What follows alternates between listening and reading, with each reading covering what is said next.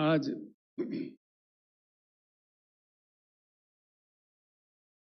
भारत के भविष्य को बदलने के लिए, भारत के सोच विचारधारा को बदलने के लिए एक संकल्प लेके भारत राष्ट्र समिति पार्टी का प्रस्थान शुरू।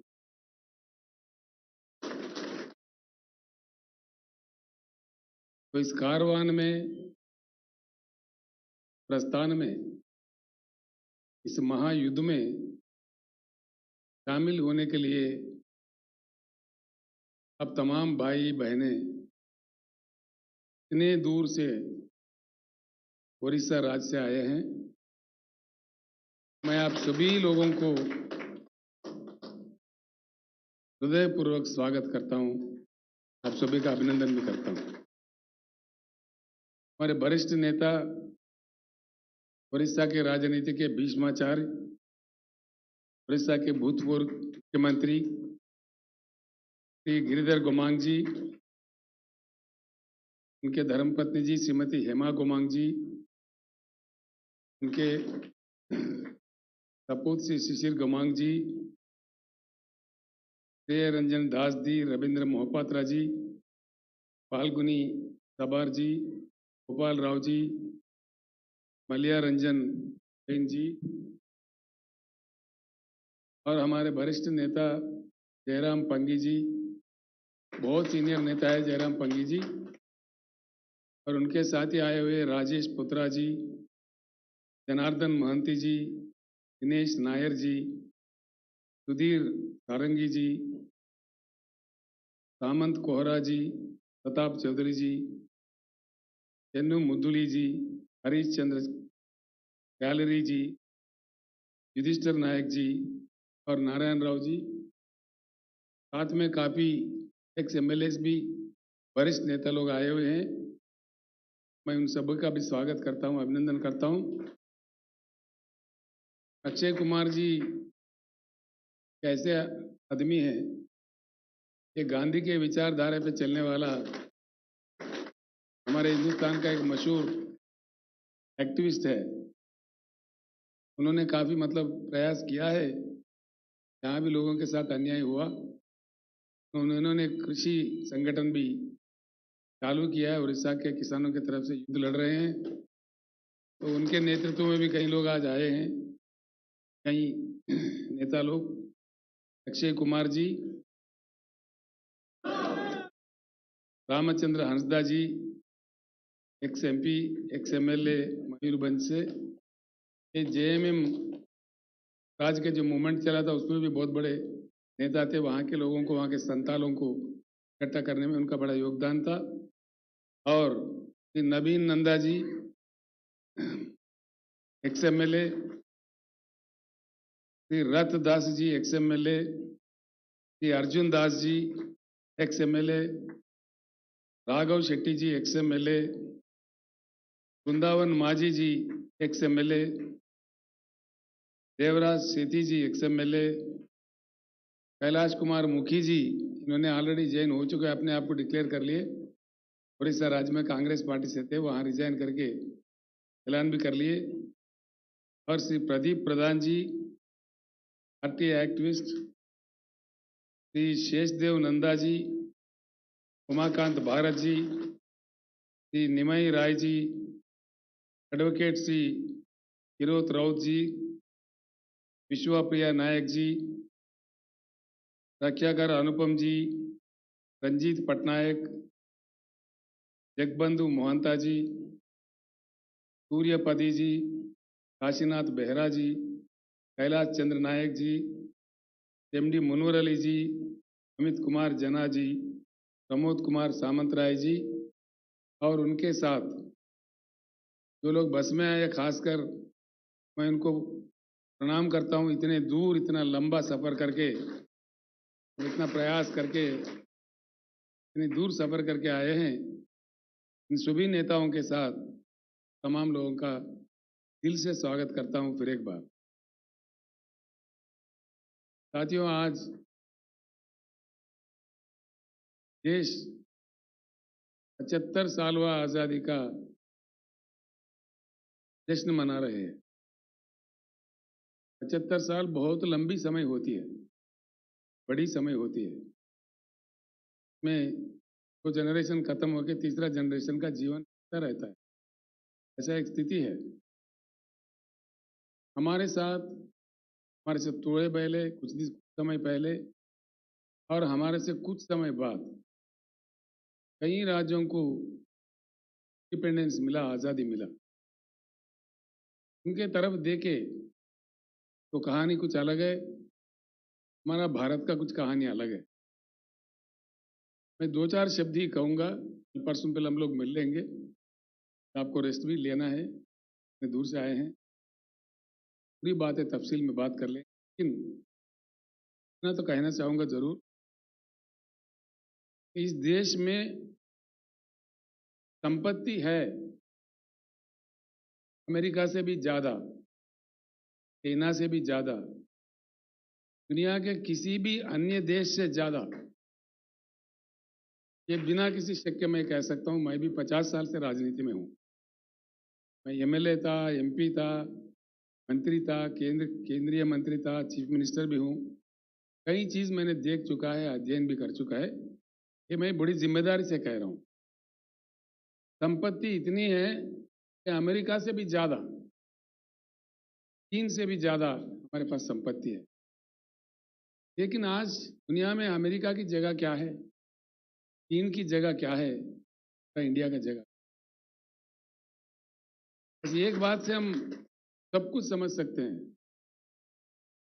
उड़ीसा से हो, महाराष्ट्र से हो, उत्तर प्रदेश से हो, दक्षिण में हमारे कहीं अन्य राज्य से, कर्नाटक से हो, कहीं से भी हो, भारत के युवा अमेरिका जाने के लिए तरस रहे हैं, तड़प रहे हैं। क्यों? अमेरिका में हमारा कोई युवा जाता है और उनको वहां ग्रीन कार्ड मिल जाता है। उनके माँ बाप यहाँ गिरदी गिरदी के लोगों को बुला के दावत दे रहे हैं, भाई हमारे बच्चे। ये किस चीज का ये एग्जाम्पल है? ये चीज क्या बताता है हमें? हमारा किसी लड़का को, हमारे भारत का किसी युवा को अमेरिका का अगर ग्रीन कार्ड मिला, हम उसको इतना मान्यवर समझ रहे हैं कि यहां हम दावत मना रहे, यानी कि हम कहाँ हैं? एक चीज से सब कुछ हम समझ सकते हैं। सब कुछ रखते हुए भी देश के जनता अपनी संपत्ति से क्यों वंचित है? इस बात पे हमें सोचना। पीने का पानी भी नहीं दिया जा सकता देश में 70 साल के बाद। सिंचाई के लिए, खेती के लिए किसानों को पानी भी नहीं दिया जा सकता, बिजली भी नहीं दिया जा सकता।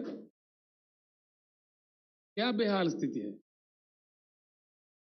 इतनी सभाएं हम देख रहे हैं, भाषण सुन रहे हैं, कितने नेता एमएलए बने, एमपी बने, मंत्री, प्रधानमंत्री,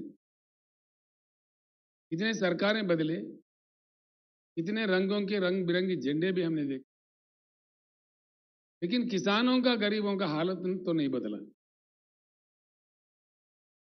सरकारें बदले, नेता बदले, इसका कारण क्या है? ये सोचने की बात है।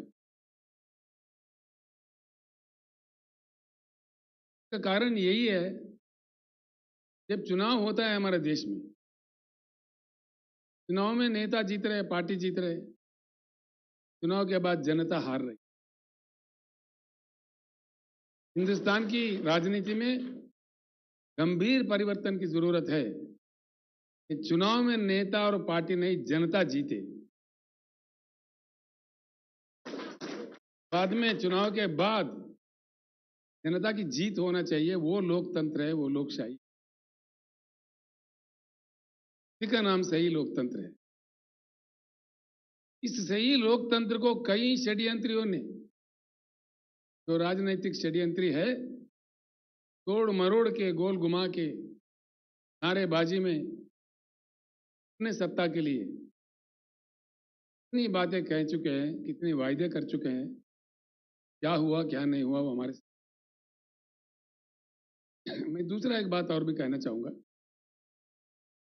आप सभी से मैं एक सवाल भी करना चाहूंगा कि मुझे मनोमन में मुझे भी ये सवाल खाए जा रहे हैं अभी कुछ दिन पहले खम्मम के सभा में मैंने यही सवाल पूछा था। आज अपने देश का कोई लक्ष्य है? भारत का कोई लक्ष्य है? आज अपने देश का लक्ष्य क्या है? अपना देश अपना लक्ष्य खो बैठा है, गुमराह हो गया है। आज के नेताओं का, आज के पार्टियों का सिर्फ चुनाव जीतना ही लक्ष्य बन गया है। कुछ करो, चुनाव जीतो, दंगे कराओ, फसाद कराओ, फूट डालो, समाज को तोड़ो फोड़ो, जाति के नाम पर, धर्म के नाम पर, कई अन्य प्रकार से समाज को विभाजन करो, अपना काम निकालो, बस चुनाव जीत। चुनाव अगर जीतते हैं, कोई पार्टी जीतता है, किस लिए लेता है? चुनाव जीतने का पार्टी बनने का भी लक्ष्य क्या होता है? जनता का सेवा करना चाहिए, देश का उन्नति करना चाहिए, देश का उद्धार होना चाहिए। भाइयों, मैं ये एक बात कहता हूं, उड़ीसा के महानदी में कितने पानी है? उड़ीसा के महानदी में कितना पानी है? हमारे जरूरत से ज्यादा पानी है। उड़ीसा यूज करता है कितना? 25%, 30% हम यूज करते हैं, बाकी 50 साल से बह रहे हैं समंदर में। हमें पीने का पानी नहीं है। महानदी के अलावा ब्राह्मणी भी है, वैतरणी भी है, छोटे मोटे कई अन्य नदियां भी है। या तो कहां जा रहा है पानी? ये पानी हमारे घर में नल के रूप में क्यों नहीं आ रहा है? पीने के पानी का किल्लत होना चाहिए कि उड़ीसा में या देश के किसी अन्य राज्य में? 75 साल में आप इतनी लंबी लंबी भाषण देके, लंबी लंबी आश्वासन देके, कम से कम पीने का पानी नहीं देने के लायक नहीं है। ना पानी का पानी मिलता है, ना करंट मिलता है, फिर क्या मिलता है? भाषण मिलता है। बेरोजगार युवा फिर रहे, करोड़ों युवा। किसान आंदोलन करते हैं, क्यों? किसान को 13-13 महीने देश के राजधानी में दिल्ली में आंदोलन करना पड़ता। देश में संभव है? सिर्फ भारत में 13-13 महीने शर्म करने की बात है। आखिरकार हुआ क्या है? 13 महीने किसानों ने आंदोलन किया, इसका नतीजा जीरो। एक भी समाधान नहीं मिला, एक भी समस्या नहीं सुलझा। कम से कम आज तक केंद्र सरकार से एक भी आश्वासन नहीं मिला। देश के जनता का, देश के किसानों का, देश के गरीबों का इतना मजाक उड़ाया जा सकता है? ये मजाक नहीं है तो क्या है? ये तो खिलवाड़ है जनता के साथ, किसान के साथ। ये सारे चीज बंद होना चाहिए। इसलिए मैंने नारा दिया है, अब की बार किसान सरकार।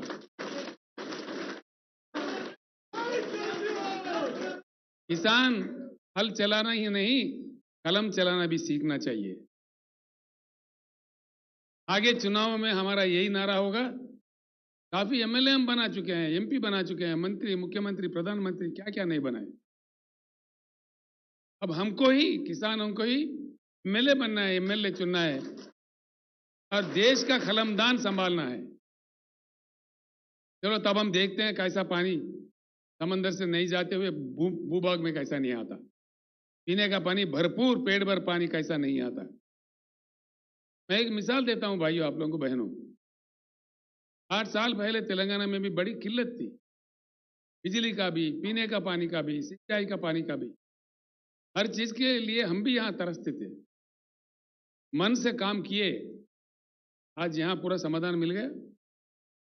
तेलंगाना के हर घर में, वो आदिवासी हो, बंजारा हो या बंजारा हिल के अमीर हो, सभी को एक ही तरह का पानी हर घर में नल के साथ, पूरे घर में, तेलंगाना के 100 के 100% घर में शुद्ध पानी, पोर्टेबल वाटर मिलता है। अगर ये बात तेलंगाना संभव में है, तेलंगाना में संभव हुआ है, बाकी पूरे देश में क्यों संभव नहीं है? अगर ये यहां हो सकता है तो उड़ीसा में क्यों नहीं होगा? राजस्थान में क्यों नहीं होगा? मध्य प्रदेश में क्यों नहीं होगा? इसके किसी अन्य जगह क्यों नहीं होगा? ये धन की बात नहीं है। देखिए महाराष्ट्र राज्य में सबसे ज्यादा आत्महत्या किसान कर रहे हैं आज के समय। अखबारों में पढ़ते हुए शर्म से हमारा सर झुक जाता है। क्या महाराष्ट्र के पास धन की कमी है? तेलंगाना तो महाराष्ट्र से कमजोर है। यहाँ किसान की आत्महत्या हमने बड़ी प्रयास करके कृषि क्षेत्र को खड़ा करके बड़ी सुधार लाके यहाँ आत्महत्या हमने बंद किया। यहाँ से जो माइग्रेशन था, पलायन था लोगों का, 50% लोग पलायन होते थे महबूबनगर जैसे जिले से, सारे वापिस आ गए, सारे ही लोग वापिस आ गए। और आज किसान तेलंगाना का आत्महत्या नहीं कर रहे, बिल्कुल नहीं कर रहे, अपने सर उठा के जी रहे हैं। ये तेलंगाना में संभव है तो महाराष्ट्र में क्यों नहीं, उड़ीसा में क्यों नहीं? ये धन की बात नहीं है, मन की बात है। धन की कमी नहीं है, मन की कमी है। इच्छा शक्ति होना चाहिए, राजनीतिक इच्छा शक्ति होना चाहिए, पॉलिटिकल कमिटमेंट होना चाहिए। इसीलिए भाइयों मैं कह रहा हूं कि चुनाव में जनता जीतने की प्रक्रिया शुरू करेगा, वो परिवर्तन लाएगा भारत राष्ट्र समिति पार्टी। उस परिवर्तन के लिए ही देश का परिवर्तन चाहते हुए गुणवत्ता वाला परिवर्तन, क्वालिटेटिव चेंज लाने का प्रयास शुरू हुआ है और ये प्रस्थान विजय प्राप्त करेगा, मुझे पूर्ण विश्वास है। इसलिए कि कुछ लोग हमारे मजाक उड़ाएंगे, कोई बात नहीं है। मोटे लोग हैं, लंबे लोग हैं, चौड़े लोग हैं, के पास पैसे ज्यादा है, षड्यंत्र ज्यादा है, हाँ? सब कुछ है। हो सकता है हम गरीब है, लेकिन हमारे साथ न्याय है, उनके साथ वो नहीं है। हम जो मांग कर रहे हैं, न्याय की मांग कर रहे हैं। जब हम इंसान होकर पैदा हुए हैं, इंसानी हक जो होते हैं, जो ह्यूमन राइट होते हैं, ये भीख मांग के लेना नहीं चाहिए, ये तो छीन के लेना चाहिए। इसलिए कि हम इंसान हैं। जब हम इंसान बन बैठे तो इंसानी हक हमको मिलना चाहिए, कुछ छीन लेना चाहिए अगर नहीं मिल रहा है। जब घी सीधी उंगली से नहीं निकलता तो टेढ़ा उंगली से निकालना चाहिए। यही काम कर सकता है, कुछ दूसरा काम नहीं कर सकता है। कुछ मुश्किल झेलने पड़े, कठिनाइयों का सामना करना पड़े, कोई बात नहीं, चलते रहेंगे, आगे चल के विजय जरूर मिलेगा।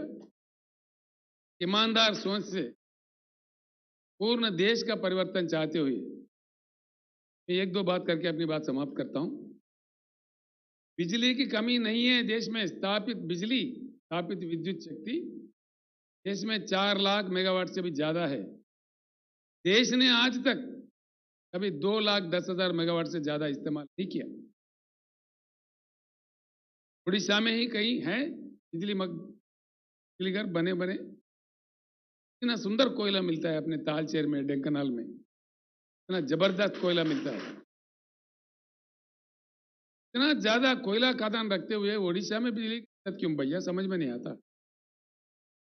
के लिए हमको अमेरिका से भीख मांगनी है, किसी के सामने हाथ पसारने हैं, के लिए भी हमें क्यों भीख मांगना पड़ता है? इसमें भी क्यों शॉर्टेज होता है?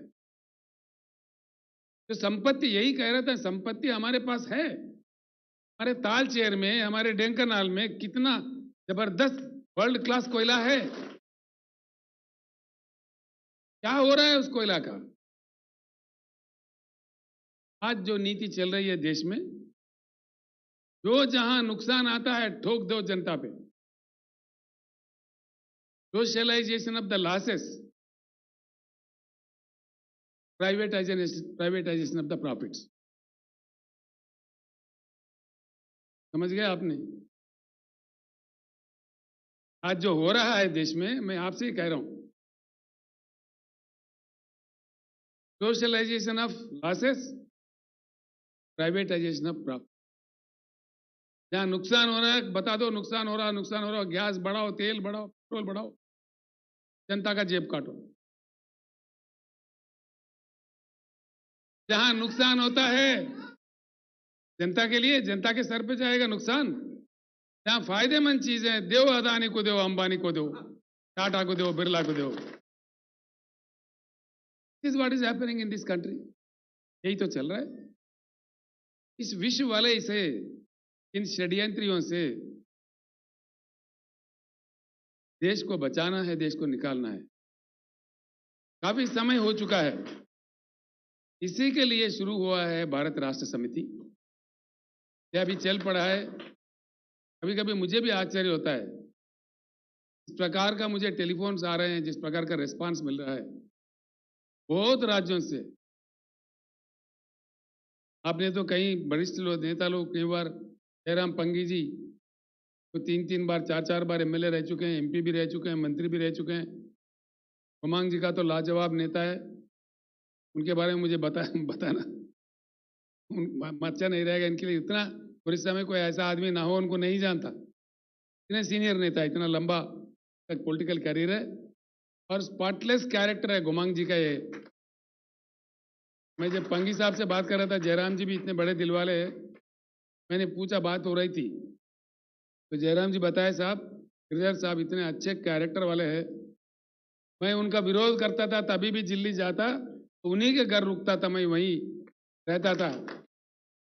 ये हमारा प्यार है, मतलब इतने महान इनका कैरेक्टर है। अब इतने सारे लोग आए हैं, मुझे बहुत हिम्मत बढ़ी है। 1000 हाथियों का हिम्मत आज मुझे आया है। इतने ज्यादा लोग इतनी दूर से, उड़ीसा से इतना कष्ट उठा के आपने हैदराबाद आए, ये हमारे भाग्य है कि आप इतने लोग बीआरएस दफ्तर में कदम रखे हैदराबाद में। ये अच्छी बात है, अच्छी शुरुआत है। जरूर हमको विजय प्राप्त होगा, देश परिवर्तित होगा। आज जो जनता वंचित है अपने संपत्ति से, देश की संपत्ति से, पूर्ण संपत्ति से जनता मिलेगा, किसानों को अपना हक मिलेगा। हर चीज को, हर सेक्शन को हम साथ लेके एक महान भारत, सुहान भारत निर्माण करने के लिए निकल पड़े हैं। उसका सपना हम देखते हैं। कल फिर हम मुलाकात करेंगे, वहां पे आपसे मिलता हूं। आप कुछ चीजें देखना चाह रहे। अक्षय जी मुझे कहे लास्ट बस में आ गए, आ गए, अभी आ रहे हैं। ठीक, 5-7 मिनट और बोलना है। क्यों? ठीक है, कल बोलेंगे वहां पे। अभी बहुत थके हुए हैं वे लोग। फिर कल एक बार ना मिलता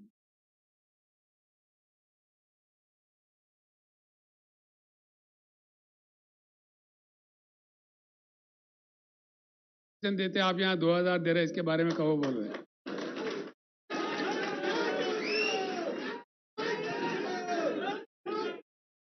गरीबों के लिए, गरीबों के लिए, गरीबों के लिए सोचने वाले, ईमानदारी से काम करने वाले पार्टी अगर चुनाव जीतता है, वही जनता की जीत होती है। तब जाके जनता, पहली बार मैं एक बात करके अपना बात समाप्त करूं। हमारे जो आदिवासी भाई है, हमारे जो दलित भाई है, क्या स्थिति है उन लोगों का? आज भी लड़ना पड़ता है। Doctor B R. अम्बेडकर का सिद्धांत अगर आजादी के शुरुआत से अमल किया होता, आज ये स्थिति हिंदुस्तान में नहीं रहता। अभी हमने यहाँ पे एक स्कीम चालू किया है, दलित बंधु। कल आपको बता देते हैं जिनको प्राप्त हुआ स्कीम के माध्यम से, उनसे आपको मिला भी देते हैं। हर दलित घराने को, यहाँ 17.5 लाख घराने हैं तेलंगाना राज्य में, हर दलित घराने को बिना किसी शर्त के, बिना किसी बैंक लिंक के 10 लाख रुपए दिए जाते हैं। वो चाहे जो चाहे मर्जी कर सकते हैं। बीआरएस का ये नारा है, पूरे हिंदुस्तान में किसानों को मुफ्त बिजली दिया जाएगा। बीआरएस के सरकार बनने पर सिर्फ 2 साल के अंदर जगमगाता हिंदुस्तान, हिंदुस्तान के कोने कोने में 24 घंटा बिजली प्राप्त करवाते हैं। जो काम तेलंगाना में हुआ है वो संभव है। हम एकड़ में 10,000 रुपए देते हैं किसान के लिए, निवेश के लिए। किसान बंधु प्रोग्राम में भी पूरा देश में दिया जाएगा। ये मन की बात है, राजनीतिक इच्छा शक्ति की बात है। और दलित बंधु भी सारे हर साल 25 लाख घराने में सारे देश में दलित बंधु भी इंप्लीमेंट होगा। ये कार्यक्रम हम लेके चलेंगे। पानी समंदर में नहीं जाने देंगे, पानी को धरती पर लाएंगे। जो प्यासे लोग हैं उनका प्यास मिटाने के लिए शुद्ध पानी, पीने का पानी पूर्ण रूप से उनको प्राप्त करवाएंगे। मैं एक बात और कहूंगा, आपको आश्चर्य होगा। हिंदुस्तान में कृषि योग्य भूमि दुनिया के किसी भी देश से हमारे पास ज्यादा है। हमारे हिंदुस्तान के जमीन है 83 करोड़ एकड़, 83 करोड़ एकड़। अमेरिका हमसे 2.5 गुना बड़ा है, लेकिन उनके पास 29% ही कृषि योग्य भूमि है। चाइना हमसे 1.5 गुना बड़ा है, लेकिन उनके पास कृषि योग्य भूमि सिर्फ 16% है। पूरा दुनिया में एक हिंदुस्तान ही ऐसा देश है जिसके पास 50% कृषि योग्य भूमि है। और काम करने वाले 140 करोड़, 140 करोड़, यानी कि अभी हाल में न्यूज़ निकला है, चाइना से भी हम पार कर गए। पूरा दुनिया में सबसे ज्यादा आबादी हमारे देश में ही है। तो इतने ह्यूमन कैपिटल भी है, जमीन भी है, नदियों में पानी भी है, सूरज अच्छा खिलता है, सोलर इंसिडेंस भी है। फिर किसान क्यों रोए? फिर किसान क्यों धरना करे? फिर किसान को सही क्यों दाम नहीं मिले? किसान के पैदावारी क्यों खरीदा नहीं जा रहे? इन समस्याओं का समाधान 75 साल के बाद भी नहीं निकले तो क्या हम चुप बैठेंगे, देखते रहेंगे? कुछ संघर्ष करेंगे। हमें तो संघर्ष करने ही है। तो संघर्ष करने के लिए हमको एकमुठ होना चाहिए, एकजुट होना चाहिए, वज्रमुठ होना चाहिए, वज्र संकल्प लेके युद्ध में जीतना चाहिए, ताकि सभी लोगों को राहत मिले और एक सुहान भारत, एक महान भारत जो बीआरएस का सपना है, हर भाई का, हर बहन का, हर दलित फैमिली का, हर आदिवासी लोगों का कल्याण हो जाए और सब खुश रहे, ऐसे भारत का सपना हम देखते हैं। इस सपना को साकार करने में, इस युद्ध में शामिल होने के लिए इतने सारे भाई बहनें आए हैं। मैं फिर एक बार दिल से आप लोगों का स्वागत करते हुए मैं अपनी बात समाप्त करता हूं। आप आज रेस्ट कीजिए, कल फिर मैं आपसे वहां मिलता हूं। फिर बाद में आप कुछ प्रांत देखना चाह रहे, देखने वाले आराम से जाइए, अब कोई जल्दी नहीं है। रेस्ट ज़्यादा कीजिए, इतने दूर से आए हैं, कल कोई कष्ट नहीं करना चाहिए ज़्यादा। आप उस प्रांत भी देखिए। फिर जाते समय भी फिर एक बार हम सब मिलके हम लोग बातचीत करके निकल जाते हैं। समाप्त करता हूं, मैं सबको प्रणाम करता हूं। जय भारत।